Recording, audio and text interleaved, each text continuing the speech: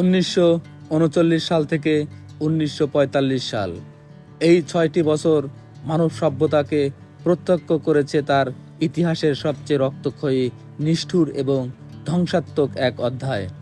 কোটি মানুষের কান্না, শহর থেকে ছাইয়ে পরিণত হওয়া জনপদ আর ক্ষমতার অন্ধলোভ কিভাবে গোটা পৃথিবী গ্রাস করেছিল, তার নাম দ্বিতীয় বিশ্বযুদ্ধ।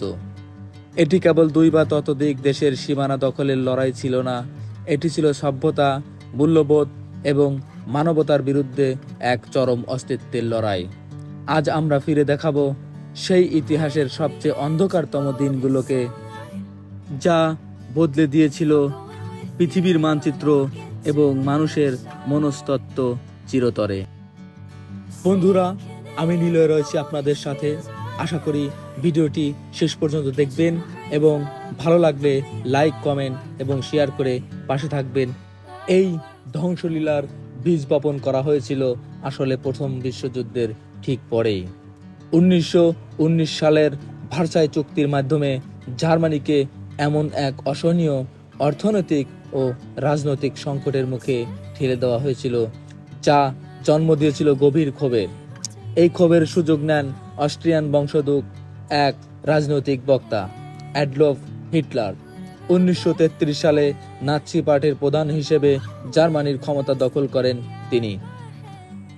হিটলারের লক্ষ্য ছিল স্পষ্ট: ভার্সাই চুক্তির অবমাননার প্রতিশোধ নেওয়া এবং আর্য জাতির শ্রেষ্ঠত্ব প্রতিষ্ঠা করার মাধ্যমে পুরো ইউরোপ জয় করা। এদিকে ইতালিতে মুসোলিনি এবং জাপানে সামরিক সরকারও একই ধরনের উগ্র সাম্রাজ্যবাদী বিস্তার শুরু করে। বিশ্ব দীর্ঘদিন ধরে হিটলারের আগ্রাসন নীতি অবহেলা করার মূল মূল্য পরিশোধ করে 1939 সালের 1 সেপ্টেম্বর। সেদিন ভোরে কোনো আনুষ্ঠানিক ঘোষণা ছাড়াই পোল্যান্ড সীমান্তে আক্রমণ চালায় জার্মানি।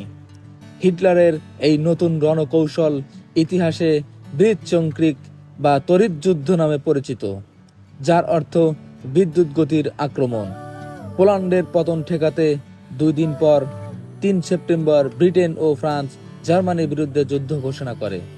আনুষ্ঠানিকভাবে শুরু হয়ে যায় দ্বিতীয় বিশ্বযুদ্ধ। ইউরোপ তখন এক ভয়াবহ ঝড়ের মুখে। যুদ্ধ শুরুর প্রথম কয়েক বছরে অক্ষশক্তি অপ্রতিরোধ্য হয়ে ওঠে। পোল্যান্ডের পর একে একে পতন ঘটে নরওয়ে, ডেনমার্ক, বেলজিয়াম, নেদারল্যান্ডস এবং পরাশক্তি ফ্রান্সের। এমনকি ব্রিটেন একা ব্রিটিশ দ্বীপপুঞ্জে নাৎসি বিমান বাহিনীর অবিরাম বোমাবর্ষণের মুখোমুখি হয়। তবে এই সামরিক বিজয়ের আড়ালে লুকিয়ে ছিল মানবতার বিরুদ্ধে এক নজিরবিহীন অপরাধ। হিটলারের নাৎসি বাহিনী ইউরোপ জুড়ে শুরু করে ইহুদি নিধন যজ্ঞ, যা ইতিহাসে হলোকাস্ট নামে পরিচিত। আউসভিটজ, ট্রেবলিঙ্কার মতো কনসেন্ট্রেশন ক্যাম্পগুলোতে সুপরিকল্পিতভাবে হত্যা করা হয় প্রায় 60 লক্ষ ইহুদি। প্রতিবন্ধী ও রাজনৈতিক ভিন্ন মতাবলম্বীদের মানব ইতিহাসে এমন নিধনযজ্ঞ এর আগে কখনো দেখা যায়নি। 1941 সালের জুনে হিটলার তার বন্ধুত্বের চুক্তি ভেঙে সোভিয়েত ইউনিয়ন আক্রমণ করলে যুদ্ধের মোড় ঘুরে যায়। রুশ ভূখণ্ডের হাড় কাঁপানো শীত এবং লাল ফৌজের আদম্য প্রতিরোধের মুখে পড়ে স্ট্যালিনগ্রাদের যুদ্ধে। নাৎসি বাহিনী তাদের প্রথম বিপর্যয়কর পরাজয়ের স্বাদ পায়। এটি ছিল যুদ্ধের সবচেয়ে বড় মোড় পরিবর্তন। অন্যদিকে প্রশান্ত মহাসাগরে পার্ল হারবার আক্রমণের পর যুদ্ধে প্রবেশ করে মার্কিন যুক্তরাষ্ট্র। 1944 সালের 6 জুন ইতিহাসে ডি-ডে নামে পরিচিত দিনে মিত্রবাহিনীর লক্ষাধিক সেনা নরমান্ডির সৈকতে অবতরণ করে নাৎসি কবলিত ইউরোপকে মুক্ত করার চূড়ান্ত অভিযান শুরু করে। পূর্ব দিক থেকে সোভিয়েত লাল ফৌজ এবং পশ্চিম দিক থেকে মিত্রবাহিনী বার্লিনের দিকে ধেয়ে আসতে থাকে। 1945 সালের এপ্রিলের শেষ দিকে সোভিয়েত বাহিনী যখন বার্লিনের কেন্দ্রস্থলে পৌঁছে যায়, তখন বাংকারে বসে আত্মহনন করেন অ্যাডলফ হিটলার। 8 মে ইউরোপে জার্মানি আনুষ্ঠানিকভাবে আত্মসমর্পণ করে। তবে প্রশান্ত মহাসাগরে জাপানের যুদ্ধ উন্মাদনা থামছিল না। জাপানকে নিঃশর্ত আত্মসমর্পণে বাধ্য করতে 1945 সালের 6 ও 9 আগস্ট জাপানে হিরোশিমা ও নাগাসাকি শহরে ফেলা হয় ইতিহাসের প্রথম দুটি পারমাণবিক বোমা।